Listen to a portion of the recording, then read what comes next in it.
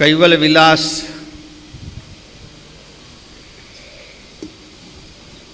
ગઈકાલે 18 અંક પૂરા થયા, 17 પૂરા થયા, 18મો શરૂ થશે આજે.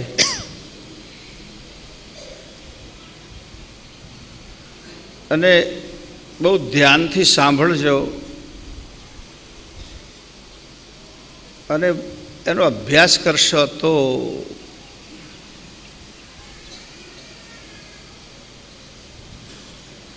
કંઈક ઉતરશે.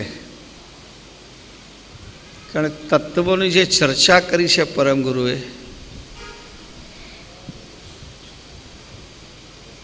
જેમ તમે મુસાફરી કરવા જાઓ, ગાડી હોય તો ભલે આપણી પોતાની હોય, આપણે ગેરેજ નથી કરવું, પણ ગાડી રોડ ઉપર સલામત ચાલે એટલું નોલેજ આપણને હોવું જોઈએ.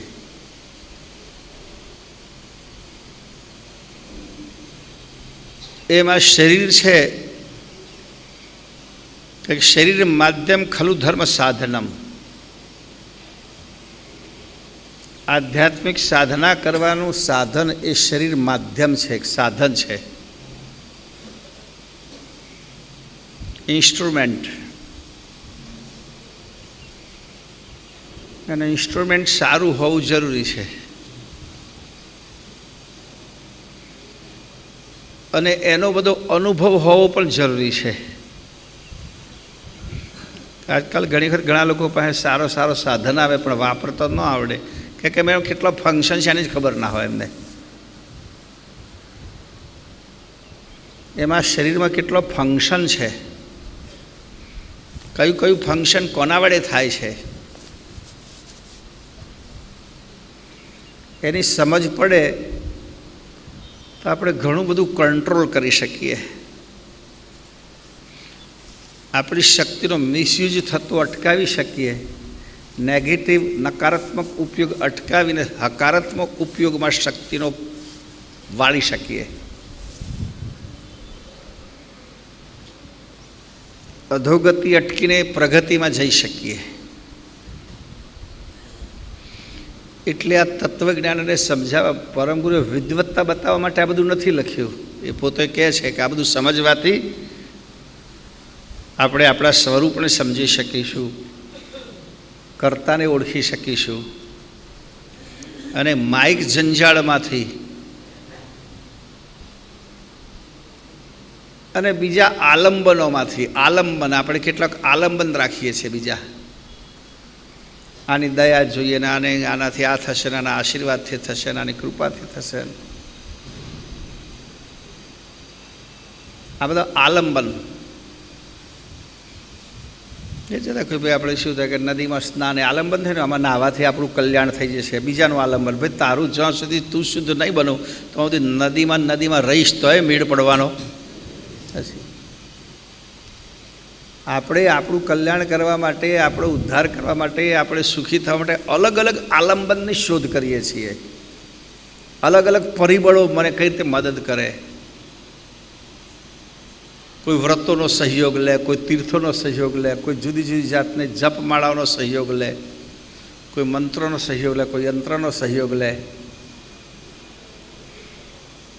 પણ ગુરુ મહારાજ કહે છે, મૂકને કલ્પના જલ્પના મન તણી તુજ વિના આન્ય નહીં કોઈ દીજો. તીર્થ વ્રતને જોગ જગન જપ તપ કરી માગતો. આ બધો આલંબન મિથ્યા છે. એ આલંબનના કારણે કેટલાનો વેપાર ચાલે છે ને. એકમુખી દુદાસ ઘરમાં રાખો, સુખી થઈ શકો. માણસ કોઈ એકમુખી નથી મળતો. એકમુખી નહીં કરે, બે મોઢાની વાત કરે છે. તો બે મુખ હોય તો બે મોઢાની વાત થાય ને. એટલે આ બધું સમજાવવાની પાછળ ગુરુ મહારાજ કહે છે કે બધામાં છેલ્લો તું પોતે જ કારણભૂત છે, એની શોધ કર. જે કંઈ તારા શરીરમાં, મનમાં જે કંઈ ઘટનાઓ ઘટે છે, જે કંઈ રૂપાંતર થાય છે, જે પરિવર્તનો દેખાય છે, જે વ્યવહાર તમારો બદલાય છે, એ બધામાં શરીરમાં પોખેલા કેટલાક તત્વો કાર્યરત છે.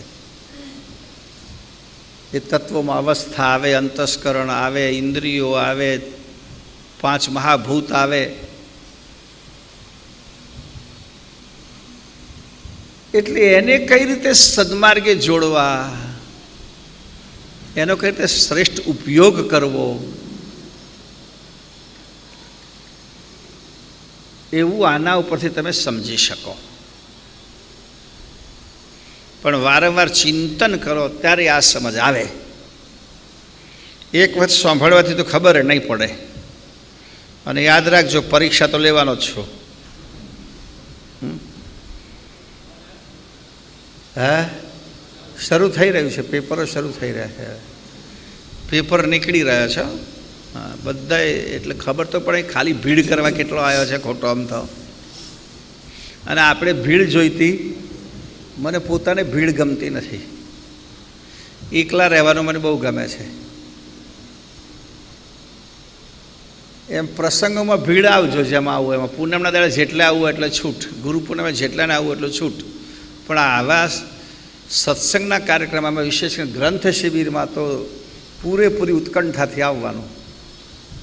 હવે બે વાતો છે મારે કહેવાના, બે પરિણામ આવે. હું પોઝિટિવ પરિણામ ઈચ્છું છું કે જે આવે એ બરાબર તૈયાર થઈને આવે, આપણી મહેનત એડી ના જાય. યજમાનો ગ્રંથ શિબિરના છે બધા, તમારી વ્યવસ્થા તો કરે છે ખાવા પીવાથી મળીને બધી, પણ એમનો પૈસાનો સદુપયોગ થાય બહુ જરૂરી છે ને ભાઈ. અવાજ બહુ વધી ગયો, ઇકો આવે છે.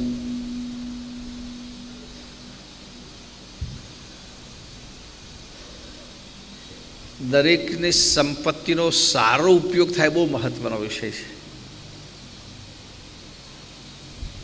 આનંદ થાય ને, આટલા બધા લોકો સાંભળે છે, પણ સમજદાર લોકો સાંભળે છે, કંઈક સમજ પડે એવા લોકો સાંભળે છે. કોઈ પણ સદુપયોગ થાય બહુ આનંદ થાય ને. જો અમે 2 દિવસથી આ વખતે મેં ગ્રંથ બંધ કરીને આઈપેડ ઉપર ચાલુ કર્યું, ઈ ગ્રંથ બનાવી દીધો. હું તો કોઈ વસ્તુ ખરીદતો નથી. આપણે તો ભાઈ મફતિયા મેલમાં ફરનારા છીએ.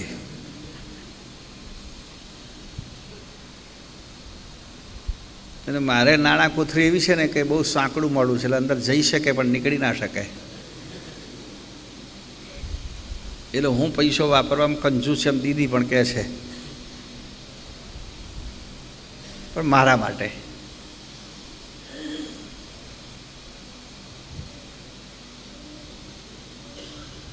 એટલે કોઈ મને વસ્તુ આપે, હશે આપે છે લોકો, મારે કોઈને કહેવું નહીં પડતું. એ લોકો તૈયાર જ હોય. હમણાં આ મોબાઈલ આવ્યો છે તે કહે છે કેટલા તૈયાર જ છે ગુરુજી, નવું મોડેલ આવે એટલે અમે લઈ આવીએ, જૂનું અમને આપી દેજો. મારે આ એક્સચેન્જ હિસાબ મારો બહુ સારો ચાલે છે.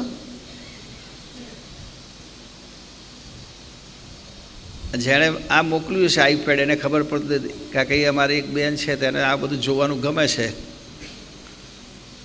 ખાસ ગ્રંથ શિબિર, એટલે એને ખબર પડે કે મારું આઈપેડ વપરાય છે. આનંદ થાય ને. એમ જેમણે આ શિબિરની અંદર ખર્ચ કર્યો છે, તમારો નાસ્તાનો, ચાનો, જમવાનો, રહેવાનો, તો આમાંથી સરસ જો પરિણામ તે દિવસે, કાલે પરિણામ આવશે, બપોરે આપણે લેવાના છીએ. તમે બેસો ત્યારે જ પત્ર બધાના હાથમાં આપી દેવામાં આવશે. બસ ફટફટ યસ નો અથવા તો 5માંથી 1 ગમે તે એટલું જ કરીને આપી દેવાનું છે નામ હાથે. પછી જાહેર કરીશું આપણે આમાંથી કેટલા ટકા 50થી ઉપર આવ્યા છે અને કેટલા ધબ્બો વારીને ગયા છે. તો જે યજમાન એને એટલો તો સંતોષ, હા મારું સાંભળીને બેઠા છે, એમાં આટલા તો ડફોડ નીકળ્યા. બરાબર. એટલે ધ્યાનથી સાંભળજો. અને માત્ર સાંભળે ચાલે નહીં, બપોરના ટાઈમનો ઉપયોગ. રાત્રે બધા અહીં ખોટો બેસી રહ્યા છે, મને એમ લાગે અહીં શું કામ બેસતો હશે. જો અહીં નીચે હોલમાં આવીને બેસો, ઉપર આવીને બેસો, અહીંયા પંખા છે, તો રાત્રે તમને અહીં બેસવાની છૂટ છે અભ્યાસ કરવા માટે. કે જેટલું આપણે અહીંયા દિવસે કર્યું, દરેક નિશ્રામાં આપણે દરેક ગ્રંથ શિબિરમાં પરીક્ષા રાખવાની છે, નક્કી જ વાત. અને જેમને બહુ ઓછા માર્ક આવે એમનું નામ નથી રાખવાનો. એમને કહી દે ફરી વાર તમે પધારશો, આવશો ને એવું ના કહેવાય. એટલે ધ્યાનથી ગ્રંથ શિબિરમાં બેસવાનું અને ધ્યાનથી સાંભળવાનું. આનું કંઈ ફળ તો મળવું જ જોઈએ, ભાઈઓમાં બહેનોમાં બધેમાં કહું છું. તો 18મું અંગ શરૂ કરીએ છીએ આપણે. ચાલુ કરો તારે. વિશ્વ સકલ વિલાપ દષ્ટકો કરત થાપ આલંબન મન વ્યાપક નથી બોલે હું આપ કે આપ જપત કાહુ કો જપ કાહી તે તપત તાપત્ર ધાની સદી નહીં લયો ન વિચાર નિજ અહો મમ કુન બીજ દાવત કોન કિરીજ કોહેત આધીન હે. વાહ. આગળ જે જણાવ્યું કે ભાઈ સમસ્ત બ્રહ્માંડમાં અને પિંડમાં અલગ અલગ 5 તત્વો કઈ રીતે વર્તમાન કરે છે અને 5 તત્વો કેવી કેવી રીતે સૃષ્ટિ ઉપર પ્રભાવ, જ્યારે મહદમાં વર્તમાન કરે ત્યારે સમગ્ર સૃષ્ટિ ઉપર એનો પ્રભાવ પડે છે અને આપણા પિંડમાં વર્તમાન કરે ત્યારે આપણા પિંડ ઉપર એનો પ્રભાવ પડે છે. એટલે કદાચ મહદમાં એ તત્વોનો અમુક પ્રકારનો પ્રભાવ થાય ત્યારે સૃષ્ટિમાં ઉથલ પાથલે થાય. કોઈ જગ્યાએ અતિવૃષ્ટિ થાય, કોઈ જગ્યાએ અનાવૃષ્ટિ થાય, કોઈ જગ્યાએ ભૂકંપ થાય, કોઈ જગ્યાએ વાવાઝોડો આવે, કોઈક જે કમોસમી વરસાદ પડે, કોઈ જગ્યાએ વરસાદ જોઈએ ત્યારે ના વરસાદ થાય. આ બધું સમગ્ર બ્રહ્માંડમાં તત્વોનું પરાવર્તન નહીં પણ પરિવર્તન, અને એનું કારણે સૃષ્ટિ કુદરતની જે સંરચના છે એમાં કંઈક ને કંઈક ડિસ્ટર્બ ઊભો થાય, કાં તો માનવ સર્જિત હોય કે બીજી કોઈ રીતે હોય. એટલે એમાં બીજું કોઈ કારણભૂત નથી. તમે જુઓ પહેલાં સમયમાં ધીમે ધીમે હવે લોકો થોડા સમજતા થયા છે. ન તો કે રોગચાળો ફાટે તો શું કે હવન કરાવો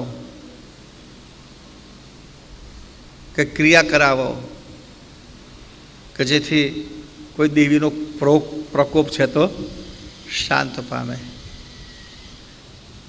અહીં હમણાં પેલા એક અમારા શંકરાચાર્ય કહે છે ભાઈ આ શનિ દેવળમાં પેલા બહેનો બેઠી એટલે યુપીમાં દુકાળ પડ્યો, અરે મધ્યપ્રદેશમાં દુષ્કાળ પડ્યો કેટલો આવે. એ વાત ચોક્કસ છે કે આપણું જે કંઈક ને કંઈક દુષ્કર્મ પ્રકૃતિમાં ફેરફાર કરે છે, આપણું કંઈક દુર્વ્યવહાર પ્રકૃતિને ડિસ્ટર્બ કરે છે, પણ આ બધામાં કારણભૂત આ તત્વો છે, ગુરુ મહારાજ કહે છે. અને એ છોડીને પછી આપણે વિશ્વ સકલ વિલાપ દ્રષ્ટકો કરત થાપ, આ પેલું બધું સૃષ્ટિમાં જે તત્વોની પ્રક્રિયા થઈ છે અદ્રષ્ટ છે, અગોચર છે, પણ આપણે જે દ્રષ્ટ પર છે એનું પછી સ્થાપન કરી આના કારણે આવું થયું, આના કારણે આવું થયું. એટલે આગળ જેમ કહી દીધું કે ભાઈ જુદા જુદા દેવી દેવતાઓના બધાનું સ્થાપન કરી અને એની પૂજામાં વિશ્વ વળગી જાય.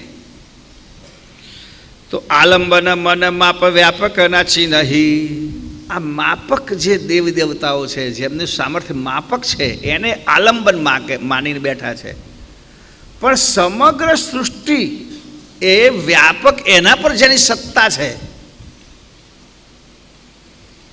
એને આપણે પહોંચી શકતા નથી, એને મળવા જતા નથી. કે છે ભોલે હું આપ કે આપ જપત કોહુ કો જાપ, પોતે પોતાનું સ્વરૂપ ભૂલ્યા છે, પોતાના કર્તાને ભૂલ્યા છે અને કોકના જાપ જપવા માંડ્યા છે. કહો તાહી તે તપત તાપ ત્રધા નિષદી નહીં, અને એમાં ત્રિવિધના તાપમાં તપ્યા કરે, કારણ કે જન્મ મરણ ના મટે તો સુધી તો ત્રિવિધ તાપ નડવાનો જ છે. અને સાથે બીજી વાત, જ્ઞાન વગર મનુષ્યને ભાત ભાતની આકાંક્ષાઓ જન્મવાની, ભાત ભાતની વાસનાઓ જન્મવાની, તૃષ્ણાઓ જન્મવાની. આ તૃષ્ણાઓ વાસનાઓ જે પેદા થાય એને પૂરી કરવા માટે પછી માણસ ઉધામા કરવાનો, એને એમાં કેટલા વિઘ્નો આવવાનો, કંઈ સફળતા મળી કંઈ નિષ્ફળતા મળી, આમાં નિરાશ થાય, ઉદાસ થાય, કેટલાને આત્મહત્યા સુધી પણ કરવું પડે. આ બધા ઉધામાં કેમ થાય છે? ઘણા બધા માણસો એવા છે કે આપણે શહેરમાં સાંભળીએ કોઈ શેર બજારમાં રોકવું બહુ મોટું રોકાણ કહેતા કરોડપતિ થવાનું, શેરનો પાછળ ના રહે. કોઈક સટ્ટા બજારમાં રોકાણ કર્યું, કોઈ કંઈક નાખ્યું. પણ ભાઈ જેટલું માપથી જીવો ને બહુ દોડાદોડી શું કા કરો છો? જેટલું જોઈએ એટલું મળે તો બહુ થઈ ગયું. બધાને કે અંબાણી થવાની જરૂર નથી. પણ આવા બધી આકાંક્ષા ઊભી થાય પણ સંતોષથી માની કે ભાઈ ગુરુ મહારાજે આપણને જ્ઞાનથી બતાવ્યું છે કે તારું કર્મ જેટલું હશે એ તને મળવાનું છે. તું ઉધામાં ના કરીશ, પુરુષાર્થ કર, ઉદ્ધમ કર, ઉધામાં ના કરીશ. પુરુષાર્થ કર, પ્રપંચ ના કરીશ. પ્રાર્થના પ્રતીક્ષા કર તો શાંતિથી જીવન જીવે. અને ઘણી વખત આપણે કોઈ છાપામાં વાંચીએ ને ફલાણા 10 કરોડનું કરી નાખ્યું, પેલા 5 કરોડનું કરતા આપણને એમ થાય કે આ બધા લઈ જશે કંઈ. તમે શ્રીખંડ ચાંદીની ચમચીથી ખાઓ કે સ્ટીલની ચમચીથી ખાઓ કે સીધી આપણી જે ભગવાને આપેલી છે એ ચામડાની ચમચીથી ખાઓ, બરાબર છે. પણ ટેસ્ટ તો શ્રીખંડનો જ આવવાનો, બીજા કશાનો આવવાનો. અને આ ચામડાની ચમચીમાં જે ટેસ્ટ આવે ને પેલામાં નહીં આવતો, જોજો તમે.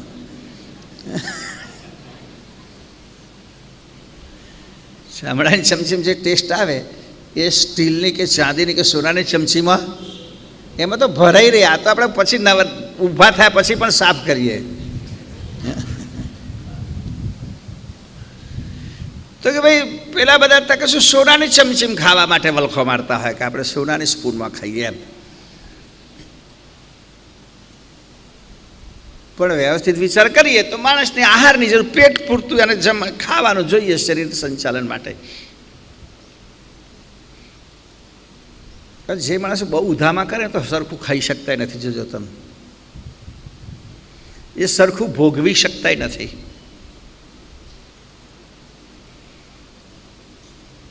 એટલે અહીંયા જે વાત કરી કે ભાઈ આ પ્રમાણે ત્રિવિધના તાપમાં બળ્યા કરે છે, અધિક પડતી અપેક્ષાઓ લઈને માણસો. એટલે કોઈક ભૌતિક રીતે દોડાદોડી કરે, કોઈક ધાર્મિક રીતે, અધિદૈવિક, કોઈક દૈહિક શરીરની રીતે ઉધામામાં ફરે અને રાત દિવસ દુઃખ ભોગવે છે. લહ્યો ન વિચાર નિજ અહો મમ કુન બીજ. વિચાર ના કર્યો કે અરે હું કોણ છું. વિચાર નિજ અહો, મારો સર્જનાર કોણ છે અને હું કોનો બીજ છું, કોનું સંતાન છું, મને ઉત્પન્ન કરનાર કોણ છે, હું કોની વંશનો છું, એવો વિચાર ના કર્યો. ધાવત કુન કી રીજ કોહેત આધિ નહીં. અને આપણે કોની રીજ માટે દોડીએ છીએ? કોણ આપણને રીજ આપશે કે છે? કોને આધીન થઈને આપણે ફરીએ છીએ? કોના પર તો હેત રાખીએ છીએ? હું કોને આધીન? મારે તો મારા સર્જનાર સિવાય કોઈને આધીન થવાનું હોય જ નહીં.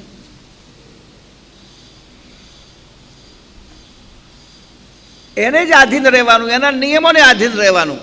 તો આપણે કેટલા બધા જુદી જુદી રીતે અમારે અહીંયા પેલા બધા દર્શન કરવા આવે ને, નાનદાજી બાપજી મૂક્યા છે હનુમાનજી, કે ઘણા પાછળ કેવી રીતે દર્શન કરે? તો મને આ છે પાછળ હાથ બાંધીને પાછા દર્શન કરે. પાછળ હાથ કેમ બાંધવાના ભાઈ? સાવધાન વિશ્રામ એવું કંઈક હશે. કેટલાક અમુક દર્શન કરે એટલે પછી એની કેટલીક પ્રક્રિયા હોય છે. આપણે તો ઘણી અમુક એવા બહારના દર્શન કરાવે તો આમ પગે લાગે ને પછી આમ કરે. અમે તો તમને મરઘો બનાવતા નહીં, તમે જાતે જાતે કેમ બનાવો છો? શિક્ષક આવું તો કરાવે ને. કે મનમાં કેમ માફી, કંઈક ભૂલ થઈ હોય તો માફ કરજો. પોતાની જાતને ગુનેગાર સમજતા હોય છે. કંઈક ભૂલ કરી આધીન થઈને ફરવું. કંકર દેવતાઓને આધીન થઈને ફરે છે લોકો. કંકર દેવતા, સામાન્ય દેવતા. ઘણા માણસો તમે જોજો કે કેવી કેવી માન્યતાથી આ એ હોય છે. કદાચ તમને કહ્યું હશે, 2-4 ભાઈઓને મતલબ બહુ લોકોને એવો અનુભવ થયો કે આપણી ગાડીમાં તો જો કે આપણો ડ્રાઈવર એટલે વાંધો ને, કોકની ગાડીમાં જવાનું થાય અને એમાં કદાચ એવી ગાડી મૂકવી કે એને રિવર્સ થઈને કાઢવી જ હોય તો જેવા બેઠા હોય પેલો સીધો રિવર્સનો ગેર ન નાખે. આ ફર્સ્ટ સેકન્ડ ગમે તે ગેર નાખે, 2 ફૂટ 1 ફૂટે આગળ જવા દે પછી રિવર્સ નાખે. આવું કેમ? તો કે બેસી સીધું રિવર્સ મારું આવું શું કર કહેવાય? કોઈ ગાડી સમજણ પડતી હશે બધી. અને હું તો આપણા આ દેશમાં તો શું કહું, અમેરિકામાં જાઉં ને તો એ લોકો લાલ ચેન્દ્રી તો સ્ટેરિંગે બાંધી જ હોય. આ દેશમાંથી એક્સપોર્ટ કરે એ લોકો, ઇમ્પોર્ટ કરે છે. આપણા લોકો એક્સપોર્ટ કરે. હું ઘણાને પૂછું કે આ શું કરવા બાંધ્યું તમે? આ મનની આટલી નિર્બળતા એટલે એને આધીન રહ્યા. લાલ ચેન્દ્રી બાંધી એક્સિડન્ટ ના થાય. ઇન્સ્યોરન્સવાળા આ કામ કરે સાથે સાથે ઇન્સ્યોરન્સ લે તરીકે લાલ ચેન્દ્રી હવું આપે તો કેવું સારું કે ભાઈ એમને બિચારા પેલું કવર ના કરવું પડે ને. કેવી કેવી જગ્યાએ આપણે આધીન થઈને ફરીએ છીએ. દિવ્ય પરમ ગુરુ કહે છે 80% ગાડી ચલાવનારા એવા છે કોઈ દાડો સીધું રિવર્સમાં નાખે જ નહીં. 80% લોકો મનના નબળા આવા અડધો ફૂટે આગળ જવા દઈને પછી જ કરે. આપણે પૂછીએ ભાઈ આ તમે જે રોજ આવું કરો તો કોકનો કોક દાડો તો ઠોકાય છે, તો ઠોકાય છે. અને એવા ઠોકાય છે કે ઘરવાળાને ગાડીના અવયવ નહીં પેલાના અવયવો પણ ભેગા કરવા જવું પડે દાગીના. એટલે એ જે થવાનું છે થવાનું જ છે. જેના એક્સિડન્ટ થાય છે શોધી કાઢજો. જે લોકો આ રીતે રિવર્સ સીધી પાડે છે એમના જ થાય છે. આવી અંધશ્રદ્ધા તો ધાવત કુનકીરી જે કો હેત આધીન હે એસ. હા આગળ. એસો ન કિયો સમાપ શિરલેત પુણ્ય પાપ ભૂગતે અતિ અજ્ઞાપ જતે ભય બિનહી બ્રહ્મે સકલ વાસ કિયો ન તાકો અભ્યાસ જલ में भरत प्यास किने बिना नहीं ऐसे ही विश्व विचित्र ब्रह्म अके आदित्र दिशे सो गुण के तंत्र ओस के आकी नहीं तो कोई विचारे जन उलट तपासे तन कुवेर नदी से अन्य शुद्ध सनातन ही એસો ના કિયો સમાપ શિરલેત પુણ્ય પાપ. આ પ્રમાણે વિચાર કર્યા વગર લોકો પાછા અંદર અંદર પસ્તાતા હોય છે. આપણે શું પાપ કર્યું હશે, આપણે શું ભૂલ થઈ ગઈ હશે જેનાથી આવું થયું તેવું થયું. મનમાં ને મનમાં પાપ પુણ્યનો બોજ લઈને જીવો ફરે છે.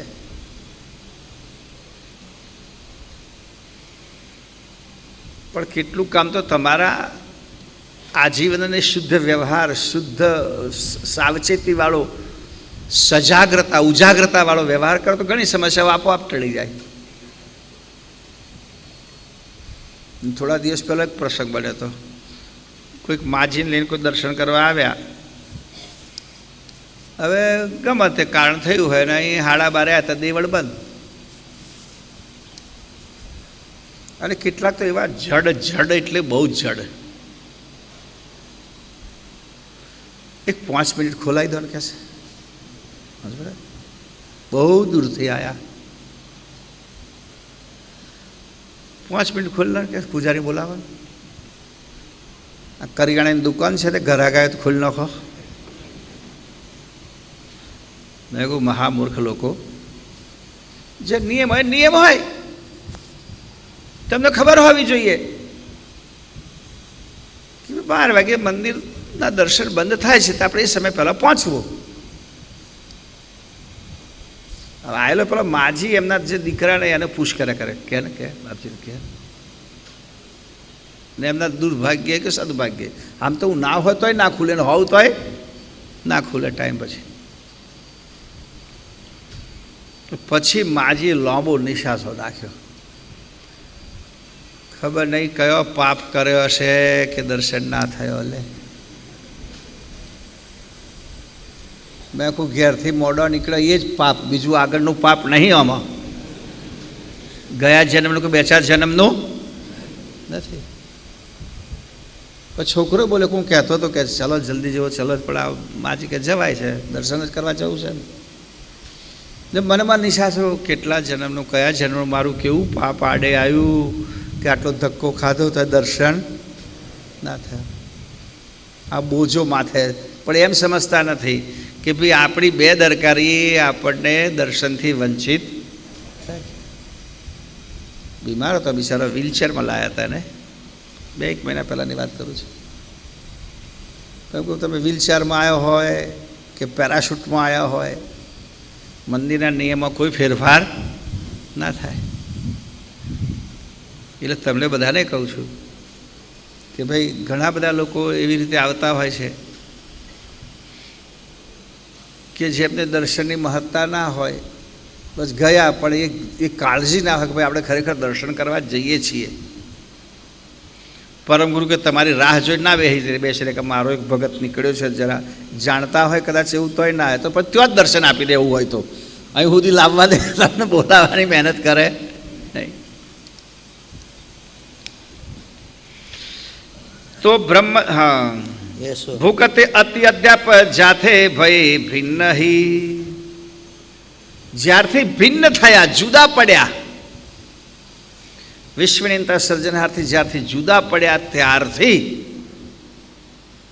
અધ્યાપી અત્યાર સુધી આપણે આ દુઃખ ભોગવીએ છીએ. મનમાં પોતાના કર્મ ઉપર પણ એ વિચાર કરતા થાય કે ભાઈ આપણું પ્રકૃતિના નિયમને આધીન થઈને આપણે જીવન જીવતા નથી, પ્રકૃતિને સ્વીકારતા નથી, અને સર્વોચ્ચ સત્તા વિશ્વની એક જ છે એનો આપણે અનુભવ કરતા નથી. એટલે આ બધા દુઃખોનું કારણ છે. એટલે આખી જ્ઞાનની ચર્ચાની પાછળ શું હેતુ છે પરમગુરુનો એ આંગોમાં સ્પષ્ટ થાય છે. બ્રહ્મ મેં સકલ વાસ કિયો ન તાકો અભ્યાસ. આ બ્રહ્મમાં જે બધા તત્વોનો વાસ છે, દેવોનો વાસ છે, એનો ઝીણવટપૂર્વક અભ્યાસ કરવો જરૂરી હતો. બ્રહ્મક્ષેત્રમાં 14 તબક છે, જુદા જુદા ધામો છે, કર્તાની કરુણા પામેલા કરુણામય દેવો છે, અને કારણ રૂપે તત્વો છે. એ બધાનો અભ્યાસ કર્યો હોત તો સાર મળત આપણને કે ખરેખર જીવન જીવવામાં આપણને શું કારણભૂત છે, આ વિશ્વનું પણ શું કારણ છે, કોણ કારણભૂત છે, એનો તાગ મળત, માહિતી મળત. પણ એવો તો કોઈ અભ્યાસ કરતા નથી આપણે. જે સુનભવ કહેવેલી વાતો સાંભળીને લીલાના ઉપર આયા ને આપણે આવું કરી નાખ્યું, આ દેવતા આવ્યા ને આપણે આવું કરી નાખ્યું, આ દેવતા આવ્યા ને આપણે આવું કરી નાખ્યું, એના ઉપર આપણે ચલાવીએ છીએ. પણ ગુરુ મહારાજ કહે છે જે કંઈ થઈ રહ્યું છે બધું જ પ્રકૃતિના તત્વો દ્વારા થઈ રહ્યું છે, અને એ પ્રકૃતિના તત્વો આપણા શરીરમાં પણ મોજૂદ છે. બસ એના પર નિયંત્રણ, એનો શ્રેષ્ઠ ઉપયોગ કઈ રીતે કરી શકીએ આપણે, તો સુખ સુર્લભ છે. એમાં કોઈને આપણા દુઃખ માટે કોઈને કારણભૂત માનવાની જરૂર નથી. હા, જલ મેં ભરત પ્યાસ ચીન્યો બિના મી નહીં. માછલી જળમાં રહે છે, પણ જળમાં રહીને જળમાંથી પાણી પીવું એ માછલીની એક કલા છે. કે ગઈકાલે વાત કરી હતી કે એને હવા લેવા માટે બહાર આવવાની જરૂર ના પડે, પાણીમાં પણ હવાનો ભાગ છે. 5 તત્વોમાં બીજા 4 તત્વો સમાયેલા છે જ. એ પાણીને લે છે, પાણી લે તો એની સાથે હવા આવે,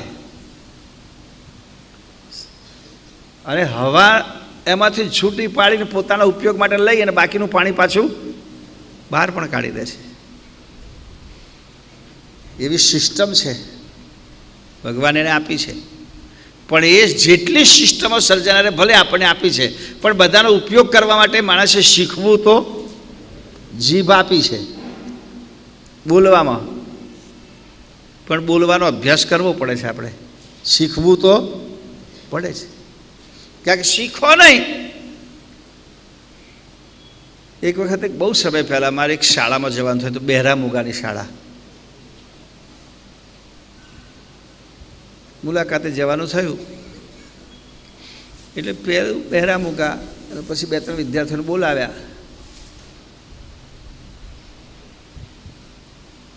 એટલે એમાં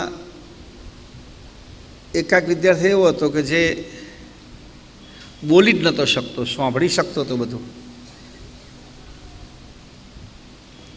બીજા કેટલાક વિદ્યાર્થી એવા હતા કે જે બહેરા પણ ને મૂગા પણ.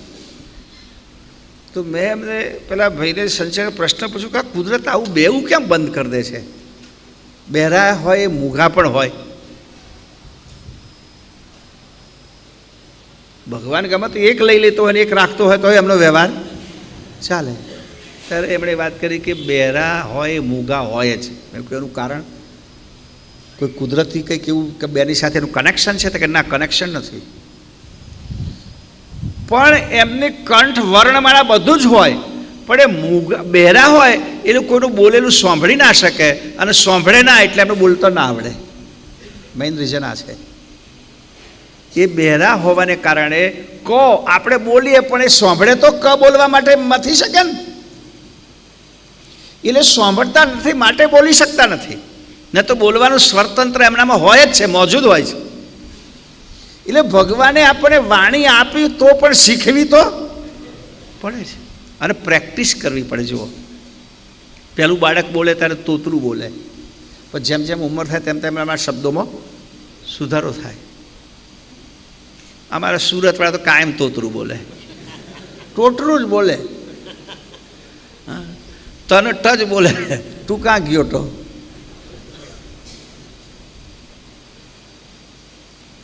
સરસ લાગે પણ એ બોલે કે કાં ગયો તો,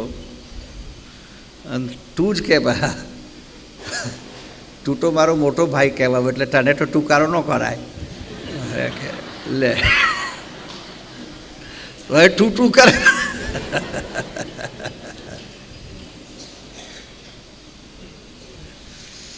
તો જેમ જેમ પ્રેક્ટિસ થાય એમ જીભ વળે. હું ઘણી વખત કહેતો હોઉં છું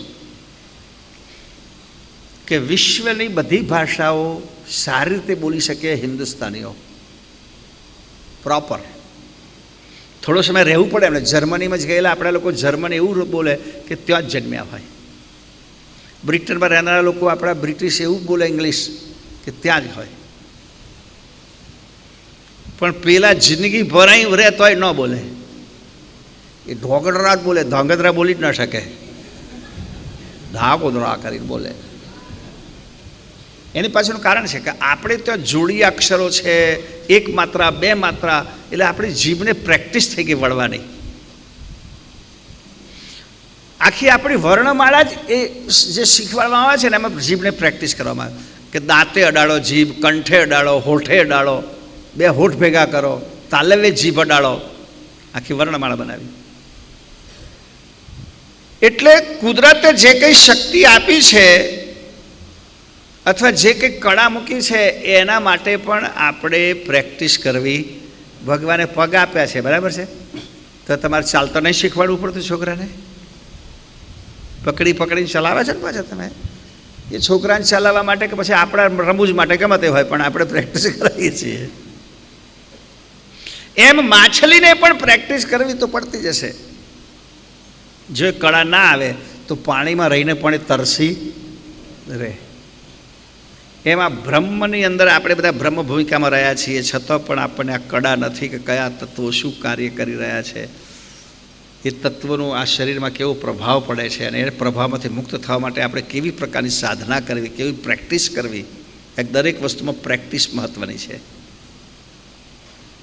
કોઈ પણ વસ્તુમાંથી જેમ અત્યારે આટલી બધી ગરમી પડે છે તો લોકોને છાપામાં આટલું પાણી પીજો ને આમ કરજો તેમ કરજો, અને આપણે એવી સાવધાન રાખીને શરીરને સાચવીએ છીએ. એમ પ્રકોપ કુદરતી તત્વોનો અવારનવાર પરિવર્તન થાય તો એમાંથી આપણે આપણી જાતને સાવધાન રાખીને સાચવી શકીએ, બચાવી શકીએ વિઘ્નોથી. એ જાણવું પડે ટૂંકમાં. હા, ऐसे विश्व विचित्र ब्रह्म आपके आभित्र. અપકે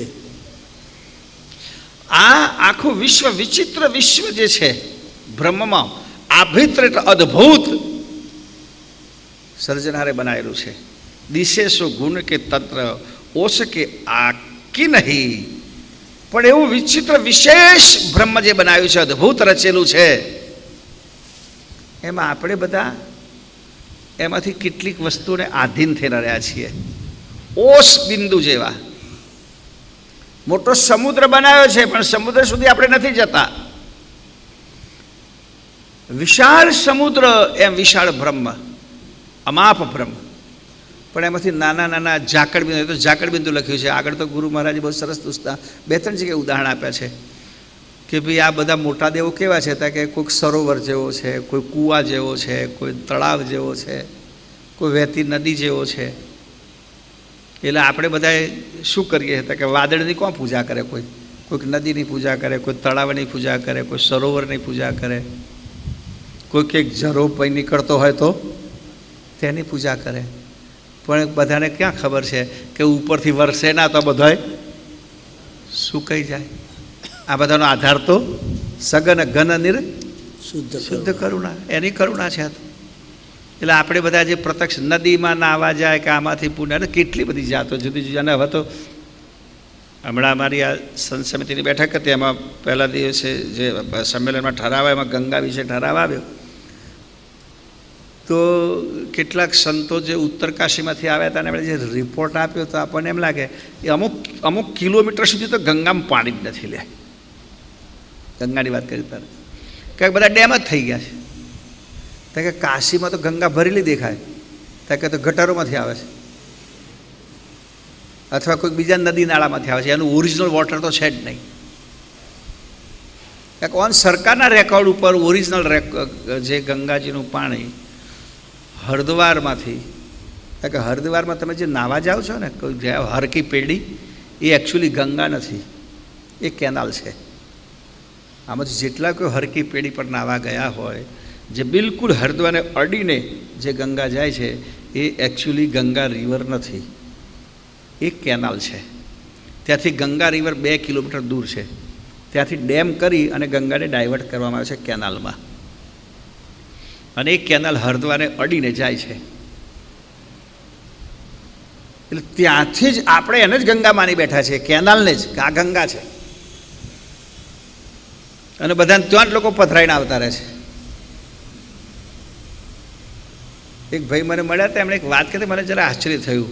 અંદર વાત કરતા હતા 2 ભાઈઓ ટ્રેનમાં. આવજો જજો, ફરી ક્યારે મળીશું? તો પેલા ભાઈ કે જીવતા આવીશું તો મળીશું, ને તો હરદ્વારમાં તો ચોક્કસ મળીશું. લે તો આ કેમ હરદ્વારમાં કંઈ મળવાના જીવ્યા? કારણ કે જીવતા હશું તો ચોક્કસ મળીશું, ને તો હરદ્વારમાં તો મળવાના છે, બધાનો અસ્તિત્વ આવવાનો ને.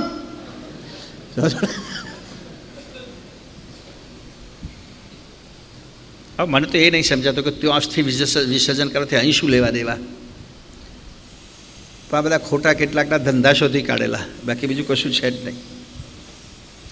તો ત્યાંથી ગંગાજીની અંદર ઓફિશિયલ રીતે 8% પાણી મૂળ નદીમાં છોડવામાં આવે છે. 8%. એવડી મોટી પહોળી ગંગામાં 8% પાણી, તો ત્યાં તો ખાબોચીમાં જ ભરાઈ રહે.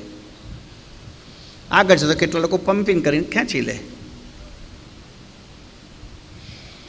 તો એમાં મુક્તિ મળે. કોઈ કઈ મુક્તિ? હમણાં બધા કે છીપરાનો જય જયકાર ચાલે છે અત્યારે કુંભમેળામાં. છીપરા નદી છે ને, જ્યાં તો છીપરાની આરતી ઉતારે, છીપરાનું ગણગાણ કાઢે છે. આ લોકો કેમ આટલા બધા મૂર્ખા છે, સમજ નહીં પડતી. છીપરામાં તો ટીપું પાણી નથી. તમને બધા જાણીને આશ્ચર્ય થતું હશે કે બધામાં નાય છે, ડૂબકીઓ મારે છે, 2 કાંઠે નદી જાય છે. અત્યારે જોજો નર્મદા કેનાલમાં પાણી ઓછું આવે છે.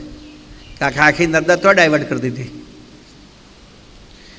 એટલે નર્મદાનું પાણી છે પણ જે છીપરાની બોલે છે આ ભાઈ, નર્મદાને નથી બોલતા, એ મને આશ્ચર્ય થાય છે. સમજ પડે છે ને? એ તો નર્મદે હર હર નામે નર્મદે બોલવું છે, ભલે ને છીપરામાં આવ્યું તેથી શું, જે છીપરાની બોલે છે. બસ આવું જ છે. શક્તિ કોકની છે, સામર્થ્ય કોકનું છે, અને જે કોઈક નહીં બોલાય છે. કહો કાશીમાં ઘણી વખત આપણે શિબિર, ગ્રંથ શિબિર આવું બધું આયોજન કે બધાને ફરવા તો લઈ જઈએ છીએ, ઘણા બધા આવ્યા છે નાવડામાં બેસાડીને, પણ આમ નદીની સામે પાણીમાં જોવાનું મન ના થાય. પીવાની વાત તો જે લોકો સાથે આવ્યા છે એમણે જોયું હોય તો, કારણ કે ઓરિજિનલ નદીનું પાણી છે જ નહીં એ ગંગાનું. ગટરોનું પાણી અને બીજા નારાઓનું, નાની નાની નદીઓનું પાણી છે, પણ મોદીએ એની જ આરતી ઉતારી. કહો એટલે ગંગાની આરતી ઉતારતી તો ગંગોત્રી જવું જોઈતું હતું, પણ ત્યાં ભીડ કઈ મળે. એ પાવર કોકનો, પરમગુરુ એમ કહે છે અહીંયા, પાવર સર્જનહારનો. અને આ ઝાકળ બિંદુ જેવા લોકો જે છે એમની આપણે આરતી ઉતારીએ છીએ. હા, તો કોઈ વિચારે જન ઉલટ તપાસે તન, ઉલટ પંચીકરણની દ્રષ્ટિથી અથવા પોતાની દ્રષ્ટિને ઉલટાવીને જો કોઈ વિચાર કરે, કુબેરણ દિશે આન્ય શુદ્ધ સનાતન શુદ્ધ સનાતન એક વિશ્વની અંતા સર્જનહાર, અને એમાં પેદા થયેલું બ્રહ્મરૂપી સનાતન ભરમાં પેદા થયેલું જે ક્ષેત્ર છે તે આના સિવાય બીજું કશું જ કારણભૂત નથી. એક બીજક કારણભૂત છે અને ક્ષેત્ર કારણભૂત છે. માણસ પોતાની દ્રષ્ટિ ઉલટાવીને વિચાર કરે કે હું આ જેનું ભજન કરું છું, જેની પાછળ પડ્યો છું, એમાં એનું મૂળ શું છે. નદી ગમે તે હોય, ગંગા હોય કે યમુના હોય. અમારે તો ગંગાની વાત છે, પત્રકારો જુદું મંડી પડ્યા કે તમે ગંગાની વાત કરો તો છીપરાની કેમ વાત નહીં કરતા. લે, મને એક જણે પ્રશ્ન પૂછ્યો. મેં કહ્યું ભાઈ આમ તો આખા દેશની જેટલી નદીઓ છે બધી પર્યાવરણની દ્રષ્ટિએ શુદ્ધ કરવાની જરૂર છે, કે બધામાં લોકો કચરો ન નાખે, કે આ પર્યાવરણ જે 5 તત્વો છે એ મનુષ્યનો જીવનનો આધાર છે, એ બધાને આપણે દૂષિત કરીએ એટલે તો મનુષ્ય માટે ઘાતક જ છે. પાણી દૂષિત થશે તો ઘાતક, હવા દૂષિત થાય, ક્યાં કે શહેરોમાં હવા દૂષિત થઈ રહી છે ને, કેટલી જાતના વાહનોનો ધુમાડા, પાણી દૂષિત થાય. પાણી દૂષિત થાય પછી ભૂમિ દૂષિત થાય. અમારે મને અહીંયા કોઈક વાત કરતું હતું કે અમારે તો ખેતરોમાં એક ટાઈમ એવો આવશે કે બધા ખેતરોને ચારણેથી ચારવા પડશે, માટી ખેતરોને 2 ફૂટ સુધીની. કેમ? કે નરી પેલી પડીકીઓ જ પડીકીઓ. સમજ પડે છે? કારણ કે બધા મજૂરો રાખે અને પછી મજૂરોને હવે રિવાજ પડે, પહેલાં મજૂર રાખે તો ચાની બીડી આપવી પડતી હતી, અને હવે મજૂરને એવું મેં સાંભળ્યું છે, મને ખબર નથી, પડીકી આપવી પડે. હા, અને એક મજૂરને કેટલી પડીકી આપો? 4 આપો, ઓછામાં 4 આપવી પડે. 4 પડીકી આપો. એ ખાઈને પાછું મહીને નાખે ને, આખા વરાની કેટલી પડીકીઓ ભેગી પડતી હશે ખેતરમાં, પછી વેણીને કાઢવાનું કોણ? એ 10-15 વર્ષે મને લાગે પડીકીઓનું જ વાવેતર થઈ જવાનું છે, ઉગશે. લે હા, જજો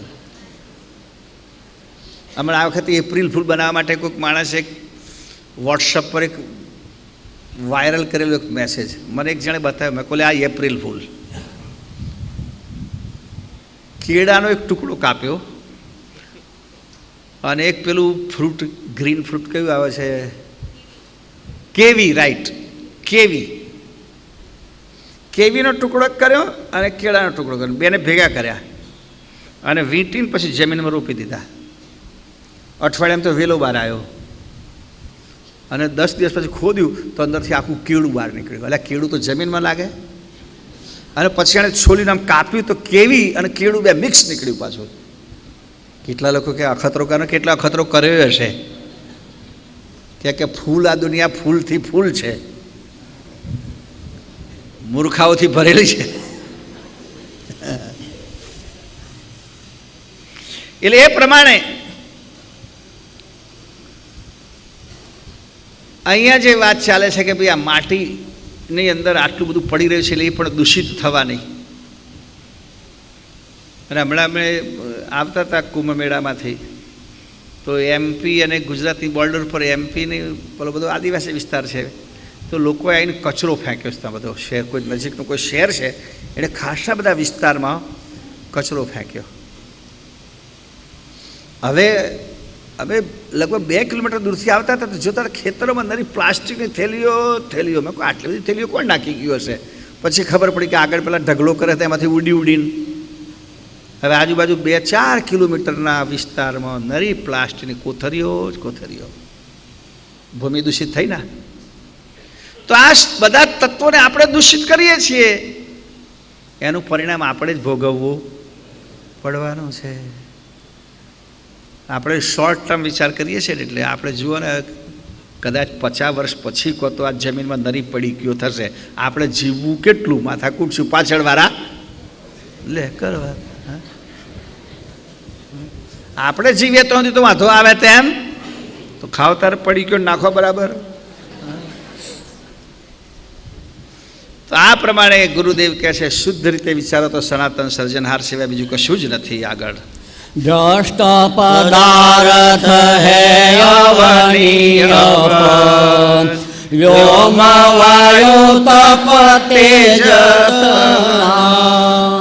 સૂક્ષ્મ સ્થૂલ કારણ મહાકારણ જહાં લગી ગોચર જ્ઞાન મના જાગ્રત સ્વપ્ન શશોપતિ ફોરત હોત સબે દુનિયામાં ફલા. દ્રષ્ટ પદાર્થ અવની અપ વ્યોમ વાયુ તપ તેજ તના. 5 તત્વના જેટલા દેહ છે બધા દ્રષ્ટ પદાર્થ છે, જોઈ શકાય એવા છે. પૃથ્વી, વાયુ, વ્યોમ આકાશ, અપ જલ, તપ એટલે અગ્નિ, તેજ એટલે અગ્નિ. આ બધા શરીરો દ્રષ્ટિગોચર છે, દેખાય છે, દ્રષ્ટ પદાર્થ. સ્થૂલ સૂક્ષ્મ કારણ મહાકારણ જ્યાં લગી ગોચર જ્ઞાન મના. જ્યાં સુધી મન અંતસ્કરણ પહોંચી શકે છે ત્યાં સુધી બધું જ્ઞાન ગોચર કહેવાય. સર્જનહાર અગોચર કહેવાય, અગમ અગોચર. જે આપણે આ 4 અંતસ્કરણના ગમમાં પણ ના આવે અને ઇન્દ્રિયોમાં પણ દેખાય નહીં. મનને પણ ઇન્દ્રિય ગણી લીધી છે ને આપણે. ઇન્દ્રિય એકાદશ બાતી કરીએ, એકાદશમાં મન આવી ગયું. 11ની વાત કરીએ ને આપણે મંગલ આરતીમાં, તો 10 આપણી ઇન્દ્રિયો 5 તત્વોની અને મન. તો જ્યાં સુધી મન અને 10 ઇન્દ્રિયો પહોંચે છે બધું ગોચર કહેવાય. ગો એટલે ઇન્દ્રિય. ગોનો અર્થ કરવામાં આવે છે ઇન્દ્રિય. જે ઇન્દ્રિય ચરી શકે અને ભોગવી શકે. આંખોનો ભોગ દ્રશ્ય, જીભનો ભોગ સ્વાદ, કાનનો ભોગ શબ્દ, નાકનો ભોગ ગંધ, સ્પર્શનો ભોગ અને ત્વચાનો ભોગ સ્પર્શ, અને આ બધાનો આનંદ એ મન પાછું. તો જ્યાં સુધી ઇન્દ્રિયો ચરી શકે, ભોગવી શકે, એ બધી વસ્તુને ગોચર કહેવાય. અને જેનો ઇન્દ્રિયો અનુભવ ના કરી શકે એ પદ અગોચર કહેવાય. તો ચૈતન અંશ ઇન્દ્રિય અનુભવ ના કરી શકે. એટલે પરમ ગુરુ આપણને ગ્રંથમાં સમજાવે, હું તમને કહું તો તમે સાંભળી શકો ખરો, પણ એને અનુભવી શકાય નહીં, એને બતાવી ના શકાય. એટલે પદ અગોચર છે. તો ત્યાં સુધી ગોચર કહેવાય. જાગ્રત સ્વપ્ન શશોપતિ ફોરત હોત સબે તુરિયા મેં ફના. આ બધી વસ્તુને જાગ્રત સ્વપ્ન શશોપતિ સુધી અનુભવી શકાય. પણ તુરિયાવસ્થા આવે એટલે બધું નિર્વિકલ્પ થઈ જાય, વિસર્જિત થઈ જાય. કોઈ વસ્તુ દેખાય કે સમજાય નહીં. હા, અંતસ્કરણયવસ્થા ઉપાસિક વાર્ષિક જાજમ ઈશજીના. જાગ્રત મેં મન હૈ સ્વપ્ન મેં બુધ રહત અહંકાર શશોપતિ થના. તીનું કે સાક્ષી તુરી ચિત્તની કળ તે મલ રહિત કુવેર ચૈતના અંતસ્કરણ અવસ્થા ઉપાસિક વાસિક જહાં જમ ઇષ્ટ જીના. ત્યાર પછી અંતસ્કરણ અવસ્થા, કયા અંતસ્કરણમાં કઈ અવસ્થા નિવાસ કરે છે. અને વાસિક જહાં જમ ઇષ્ટ જીના, આમાં ઈષ્ટ દેવ તરીકે બાપજી અર્થ કર્યો છે, પણ કઈ કઈ અવસ્થાનો કયો કયો ઈષ્ટ તત્વ છે એની વાત છે. પછી જાગ્રતનો ઈષ્ટ અંતસ્કરણ કોણ છે, સ્વપ્નનું ઈષ્ટ અંતસ્કરણ કોણ છે, તુરિયાનું ઈષ્ટ અંતસ્કરણ કોણ છે, એનું વર્ણન હવે ગુરુ મહારાજ કરશે એવું લાગે છે. જાગ્રત મેં મન હૈ, જાગ્રતનો ઈષ્ટ મન છે. સ્વપ્નનો ઈષ્ટ બુદ્ધિ છે. અને રહત અહંકાર શશોપતિ થના, શશોપતિ અવસ્થાનો ઈષ્ટ અંતસ્કરણ છે અહંકાર. ઈષ્ટનો મતલબ મુખ્ય. બધામાં એક વસ્તુ તો આપણે સમજી લેવાનું કે બધા જ તત્વો અવસ્થાઓ એકબીજાની અંદર તો ભળે છે જ, ગૌણ રીતે ભળે, મુખ્ય રીતે નહીં. મુખ્ય એ અવસ્થા હોય, પણ એ અવસ્થામાં બીજી અંતસ્કરણ બીજી અવસ્થા પણ વર્તમાન કરતી હોય. જે અવસ્થા વર્તમાન કરે જેટલા પ્રમાણ એટલા પ્રમાણે અંતસ્કરણ પણ એની સાથે જોડાય. એટલે પ્રધાન, ઈષ્ટનો મતલબ પ્રધાન, મુખ્ય. તીનું કે સાક્ષી તુરી ચિત્તની કલા. અને ત્રણે ત્રણ અવસ્થાની અંદર તુરિયા અવસ્થા એ બધાના સાક્ષી રૂપ છે, કે ત્યાં જઈને બધું લય પામે છે માટે.